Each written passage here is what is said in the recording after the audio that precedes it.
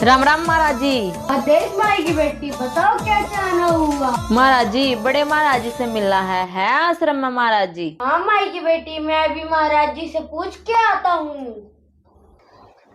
प्रणाम गुरुजी। प्रणाम बच्चा। कहो बच्चा, कैसे आना हुआ? हे गुरुदेव, आपसे बाहर आश्रम में कोई देवी मिलने आई है।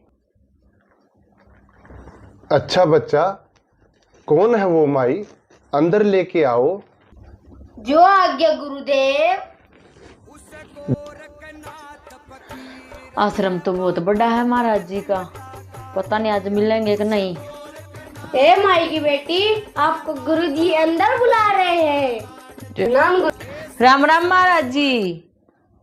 आदेश माई की बेटी, कहो बच्चा कैसे आना होया? बाबा बहुत दुखी हो रही हूँ, कोई सी पुड़िया दे दे कि मेरी सासू मेरे कहवे में हो जावे, जुकर मैं कहूँ नुए चल है। कोई फायदा नहीं माई की बेटी इस बात का। क्यों बाबा? माई की बेटी, तेरी सासू पहले इसी पुड़िया लेकर चली गई तेरे खातर।